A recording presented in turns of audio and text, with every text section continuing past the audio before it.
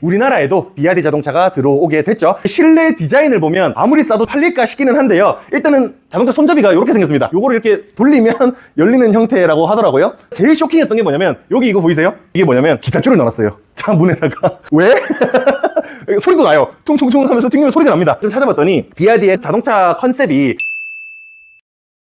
두 번째, 격동의 동아시아 3국 말씀을 드리겠습니다. 우리나라는 이제 기준금리를 현 수준에서 유지, 동결을 하기로 했는데요. 시장의 주류 예측은 사실 인하였습니다. 인하를 해야 될 것 같다고 봤는데 동결을 한 이유에 대해서는요. 통화정책 방향의 가장 윗문단을 한번 읽어보겠습니다. 금융통화위원회는 다음 통화정책 방향 결정 시까지 한국은행 기준금리를 현재의 3% 수준에서 유지하여 통화정책을 운영하기로 하였다. 물가상승률 안정세와 가계부채 둔화 흐름이 이어지는 가운데 이 부분까지는 물가상승률 안정세는 금리 인하를 해도 되는 요소죠. 사실 가계부채 둔화 흐름 또한 금리 인하를 해도 되는 요소입니다. 우리는 이제 금리 인상 요소는 없습니다. 그 가운데 예상치 못한 정치적 리스크 확대로 성장의 하방 위험이 커지고 요거는 무조건 인하를 해야 되는 사유예요. 성장의 하방 압력이 커졌다는 거는. 근데 더 큰 문제가 뭐냐? 환율 변동성이 증대된 게 좀 더 큰 문제인 것 같습니다. 라고 한국은행은 봤어요.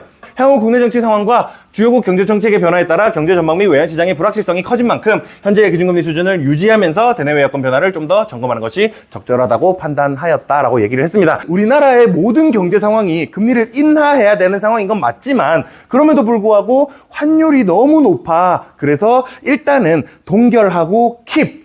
그리고 앞으로 3개월 이내로 금리 인하할 확률 아주 높아요. 거의 기정사실입니다. 앞으로 3개월 이내에 금리 인하를 또 할 확률이, 그 얘기를 한국은행 총재가 했습니다.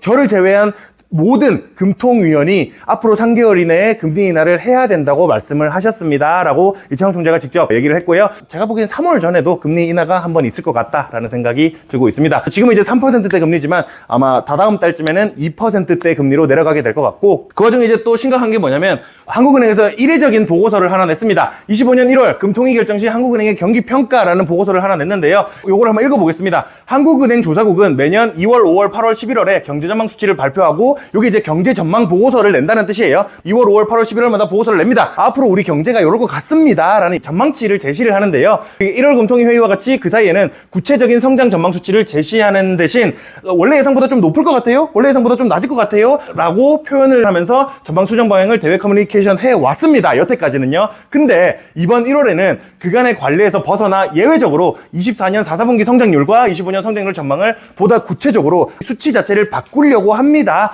라고 이례적인 보고서를 낸 거죠. 미니 경제전망 보고서를 1월에 이례적으로 냅니다. 라고 해석을 하셔도 됩니다. 근데 거기서 한 얘기가 지난해 4사분기 성장률은 0.2% 또는 이를 밑돌 가능성이 있다라고 이야기를 했고요. 실제로 오늘 아침에 우리나라 GDP 발표가 있었죠. 0.1% 나왔습니다. 4사분기 성장률이. 그래서 더 낮게 나온 거고, 사실 뭐 4사분기가 지나간 일이니까 이제 앞으로가 중요한 건데 25년 중은 정치 불확실성으로 인해서 경기 하방 효과가 0.2%포인트 있을 것 같다고 얘기했고요. 원래 25년 성장 전망을 1.9%로 예상하고 있었습니다. 지난 11월 전망에서는요. 근데 이거를 1.6에서 1.7로 하향해야 될 것 같다라고 수정치를 제시를 했습니다. 우리나라의 성장에 하방 압력이 정치적 불확실성으로 인해서 더 커졌다라고 이야기를 하고 있는 거죠. 제 생각에는 올해 연말쯤에는 우리나라가 정말로 아예 2%대가 아니라요, 금리가 2%가 될 수도 있겠다라는 생각도 많이 드는 것 같아요. 기준금리 자체가 2%까지 내려갈 수도 있겠다는 얘기인 거죠. 금리의 하방 압력이 더 증대될 것 같다라는 생각이 개인적으로는 조금 들고 있습니다. 그러는 와중에 중국 시장에 대해서 말씀을 드려야 되는데요. 중국이 자동차 메이커입니다. 아주 큰 자동차 메이커가 됐어요. 98년까지만 해도 일본이 가장 큰 자동차 메이커였고요. 중국의 비중은 1.4%밖에 안 됐었습니다. 근데 2023년 들어서 중국이 무려 40%의 비중을 차지하는 아주 큰 메이커가 됐고, 일본의 비중은 11%로 줄었어요. 얼마 전에 이제 보고서가 나왔던 게, 동남아 다들 한 번쯤은 여행 가보셨잖아요. 거기에 차들 보면 다 스즈키, 미쯔비시, 혼다 이런 것들이었잖아요. 원래 동남아 일본 차 점유율이 거의 90% 수준이거든요. 근데 최근에는 중국 차의 점유율이 30%대까지 올라왔습니다. 동남아 시장을 중국이 정말 많이 먹고 있고, 그만큼이나 이제 중국의 자동차 판매량 자체는 계속해서 빠르게 증가를 하고 있습니다. 자동차며 전기차며 다요. 그러는 와중에 비아디와 테슬라라 판매량 추이만 봐도 전기차 측면에서도 테슬라를 비아디가 넘어선 지가 한참입니다. 근데 이 부분은 가격 경쟁력에서 사실 테슬라가 너무 비싼 것도 있는 거죠. 비아디가 쌀 수밖에 없는 이유가요, 배터리에도 정부가 보조금을 주고 있고요. 정부가 전기료에도 보조금을 주고 있고요. 인건비 뭐 말이나 할 수 있습니까? 중국은 박사급 인재가 200만 원 받고 일하는 곳인데, 그러니까 인건비는 말할 것도 없고요. 모든 측면에서 정부가 보조금을 지원을 하다 보니까 자동차도 철강 필요하잖아요. 철강에도 보조금이 지급되고 있고 자동차를 만드는 모든 하나하나의 요소에 중국 정부의 보조금이 들어가기 때문에 사실 비아디의 가격 경쟁력을 다른 차들이 이길 수가 없습니다. 그게 이제 비아디의 국제 시장에서의 강점이다라고 말씀드릴 수가 있겠고요. 그리고 실제로도 수출량 또한 수출 성장률은 좀 떨어지긴 했지만 수출량 또한 계속해서 증가하고 있는 추세입니다. 우리나라에도 비아디 자동차가 들어오게 됐죠. 2월부터 판매를 시작한다고 했는데 비아디 아토3가 3,150만 원으로 나온다고 하더라고요. 아토3 플러스인가? 약간 이제 풀옵션 뭐 이런 느낌인데 풀옵션 모델은 3,330만 원, 전기차 보조금 받으면 2,000만 원대로 살 수 있습니다 라고 얘기를 하고 있는 게 요 차인 거고, 스펙만 봤을 때는 비교하기로는 EV3랑 외관은 비슷하다고 하더라고요. 사이즈나 이런 것들. 준중형 SUV입니다. 실내 디자인을 보면 아무리 싸도 좀 팔릴까 싶기는 한데요. 일단은 자동차 손잡이가 이렇게 생겼습니다. 우리가 알고 있는 이렇게 당겨서 여는 게 아니고요. 요거를 이렇게 돌리면 열리는 형태라고 하더라고요. 그러는 와중에 이 에어컨 모양이, 이 에어컨 바람 나오는 구멍이거든요. 에어컨 모양이 좀 약간 야 우리도 에어컨 있다 이런 자랑하는 것 같잖아요. 에어컨 없는 차가 어디 있습니까? 근데 우리 차는 에어컨도 있다 라고 너무 자랑하는 것 같은 느낌이라 가지고 좀 짜치는 것 같고요. 제가 제일 쇼킹했던 게 뭐냐면 여기 이거 보이세요? 여기 이게 뭐냐면 기타줄을 넣어놨어요. 차 문에다가. 왜?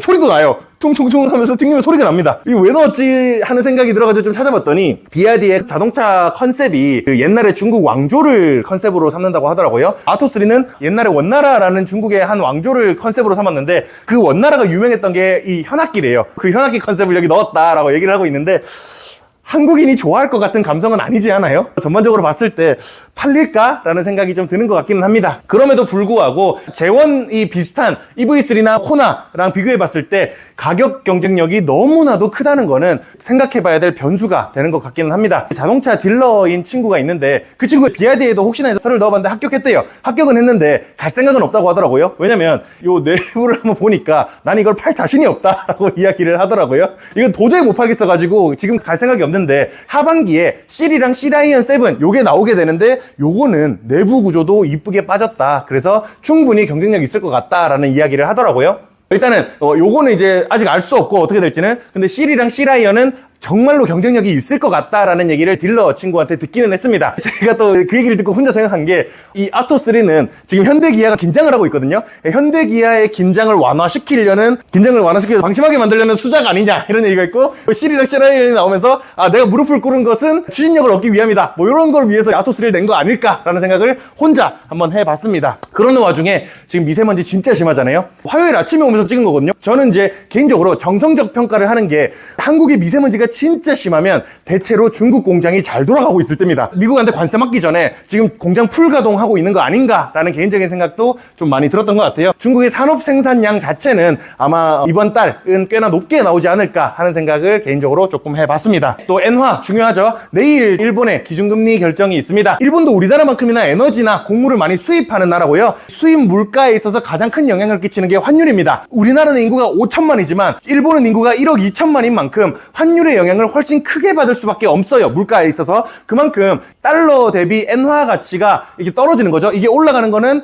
1달러 사는데 더 많은 엔화가 필요하다는 뜻이니까 엔화 가치가 떨어지고 있다는 뜻입니다. 엔화 가치가 떨어지게 되면 물가가 그대로 상승을 하게 됩니다. 그리고 8월 달에 금리 결정에서 엔화 가치가 폭등을 했었고 요때 당시에도 이제 물가가 팍 떨어졌었거든요. 그리고 다시금 엔화가 약해지고 있다는 점이 일본 물가에 상방 압력을 주고 있고 그게 일본 은행의 금리 결정에 있어서 아주 큰 영향을 끼칠 것이다 라는 말씀을 좀 드리고 싶어서 이걸 갖고 왔고, 그런 와중에 이미 0.25%까지 올라가지고 10년 만에 가장 높은 금리가 됐습니다. 사실상 예측 확률이 90%예요. 내일 있을 기준금리 결정에서 0.5%로 인상할 것 같다라는 게 사실상 지금 또 기정사실이 되고 있습니다. 근데 증시에 아무 충격이 없잖아요. 증시에 아무 충격이 없다는 거는 별일이 아닐 가능성이 높은 것 같아요. 이미 시장은 요거를 선반영했을 것 같습니다. 대부분의 사람들이 8월 달에 있었던 충격처럼 이번에도 충격 오는 거 아니야? 라고 우려를 되게 많이 하고 계시잖아요. 근데 아마 아닐 가능성이, 지금 모두가 우려하고 있는 거는 대체로 시장에서 그렇게 나타나지 않더라고요. 금요일에 0.5%로 인상을 할 것 같기는 한데 0.5%로 인상을 하더라도 시장이 충격받지는 않을 것 같다라는 생각이 개인적으로 조금 드는 것 같습니다. 정리를 드리자면요.